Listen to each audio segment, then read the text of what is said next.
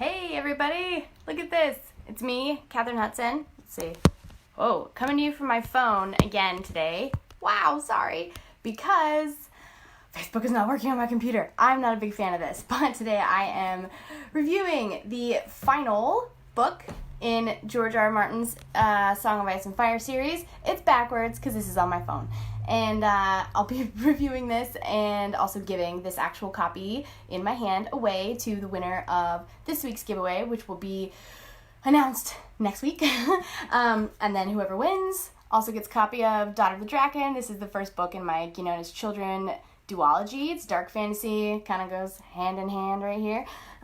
Could be in your hands if you comment on my videos anywhere you see them. And let me know what you think. Give me any of your thoughts and opinions, suggestions, questions, whatever. As long as you leave a comment and tell me something, you are automatically entered to win. So this is the last chance for this particular series that you have to enter to win both of those two books. I will sign Daughter of the Drackan for you, send it right to your door, and then you get the other one. I can't sign it because I'm not George R. R. Martin. So now I am getting into my review of the fifth book in the series, A Dance with Dragons. So this book was actually the first book of Martin's that was published in the series after HBO started taking on the story. So it was published in 2011, I think, right after season 1 came out of HBO show.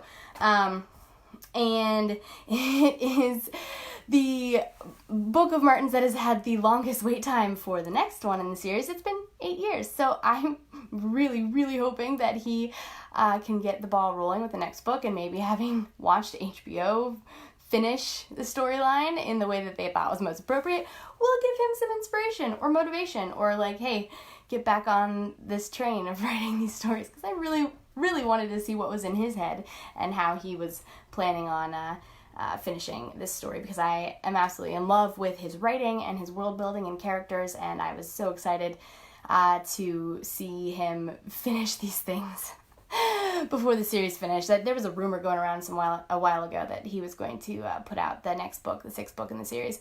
I think A Song of Spring in like 2016, and it didn't happen. That's fine, whatever.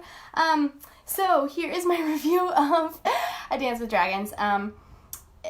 It opens up at the wall with Jon Snow, and he's become the Lord Commander of the Night's Watch, and he is, Mance Rayder, King beyond the wall, gets murdered, and he gets killed at the Watch, and Stannis is there, Stannis Baratheon is there, and he's killing everybody too, and Jon has made a deal with Tormund Giantsbane, who is one of my favorite characters in both the show and the books, to let the wildlings come south of the wall, and they could live there safely if they helped the Night's Watch fight the others, the White Walkers, whoever they happen to be,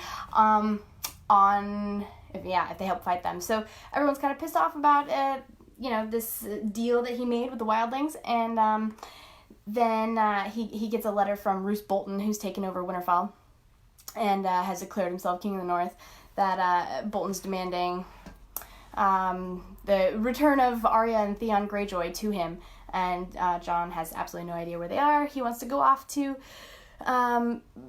confront Bolton on his own, and then he gets stabbed and killed by all of his own men, and he dies. So, of course, in the show, we all see what happens with that afterward. And then my favorite part of this book, which is absolutely my favorite part, is that we go into Bran's character and into his point of view, and we see him and Mira and Jojen Reed traveling north of the wall looking for the three-eyed crow, and when Brandon finds the three-eyed crow and meets the children of the forest, and they're like protecting them from the White Walkers, that was my favorite part of this entire book. I absolutely loved it so much. It's the magic aspect that I had been waiting to see in this world, because it was a long time coming, and I knew that it had to be somewhere. There were little hints of it. It took a long time to get to like the truly magical part. And all the legends and the lore and stories of, the children of the forest. And I was disappointed by the fact that nothing ever really got picked back up again in this book. It's such a huge book, and it spans across so many different places, but it did not go into as much detail with Bran's story as I wanted, and I've been waiting for a long time to get that. And we also have, after King Joffrey was murdered at his wedding, we got Tyrion escapes with Varys' help across the ocean, and he goes to Pentos, and then, what's his name? Jorah Mormont finds him and is trying to take him back to Daenerys to prove his faith to her, and really, I wasn't super impressed with their, the scenes with these characters in this, but let's see. And then Tyrion meets up with he escapes and meets up with the second sons and decides to go on his way to Daenerys anyway, and kind of like promise his, or I guess deliver his fealty to her, what have you. Let's see. Love Arya's story in this book. Absolutely love it. She finally becomes like an apprentice to the Faceless Men, and she gets to wear those Faceless Men faces and be somebody else. And she's just super badass, and she's going out and taking assassination contracts, and then she has her list of all the people that she's going to kill, and she just starts going after them. And it's my absolute favorite. I love that part of the book. And let's see. Daenerys is in Meereen, and she has like freed the city, but nothing's really happening, and they're in the fighting pits, and there's the whole thing where there's a rebellion and they're trying to attack her, and her dragon comes and takes her away, and then she gets caught by another one of the Khals, who decides that she needs to be taken back to I can't remember the name of it, the sort of like site of the oh my gosh, I'm blanking out where all the Khals' wives go after the Khals die.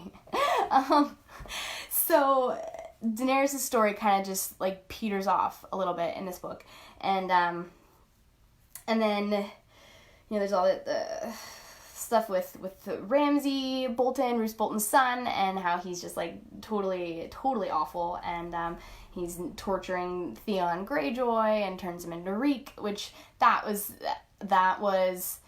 I mean, it was awful. It was like an awful thing to read about, but it was also one of my favorite parts about this book, because we really get into like that psychological fear on Theon's, as far as Theon's character goes and his point of view, and it took a while for me to realize that that's who Reek was, which was done really well. I thought Martin did a fantastic job of writing from the point of view of someone who has really been seriously screwed with for a long time and has forgotten who he is, or at least buried it so no one can find it.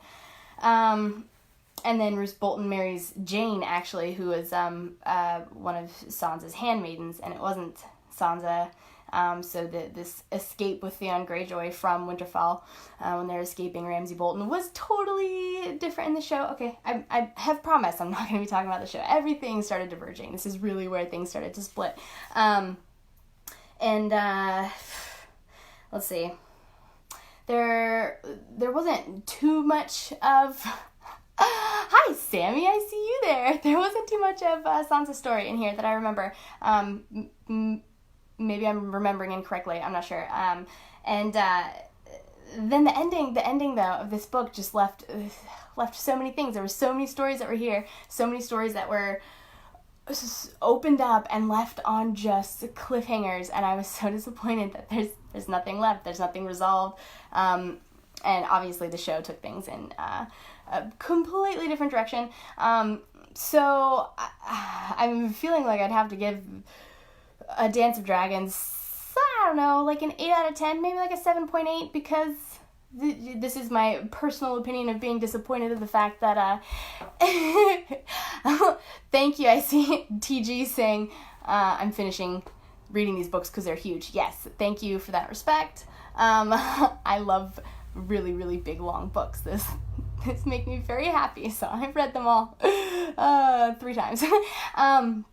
So yeah, that's it. That's my rating for A Dance with Dragons. It's at 7.8 or 8 out of 10, because I'm just frustrated that there hasn't been anything else written, that there isn't something that there isn't another gigantic book for me to dive into and get lost in. So waiting for that. Hopefully it will come. Hopefully it will happen. Oh, and Fran says that I hope you said you watched episode 1 and didn't go back to the show. Because you said you loved the books. That's good. I had a hard time sticking with the show after a while too. So that is my review, and the review giveaway series of A Song of Ice and Fire is now over. Hopefully the series isn't over. Maybe I'll come back with reviews once we get some other books out. That'd be really nice. So, as these people have been doing, comment on this video anywhere you find it, anywhere you see it. It's posted in a bunch of different places here on Facebook, and then it will be on YouTube and I don't know, wherever else. Let me know what you thought. Give me your opinions, and you automatically enter for your chance to win this, A Dance with Dragons, my copy, and this, Daughter of the Drackan. It's the first book in my dark fantasy Gyenona children duology, signed by me. Both of these shipped to your door. Right after I am finished with this live video, I will be announcing the winner of, I guess, 2 weeks ago, a review giveaway for book 4, and that was A Feast for Crows. A Feast for Crows. And then this week's winner will be announced next week. So thanks for stopping by, everybody. Thanks for commenting and saying hello. I will see you next week. Bye.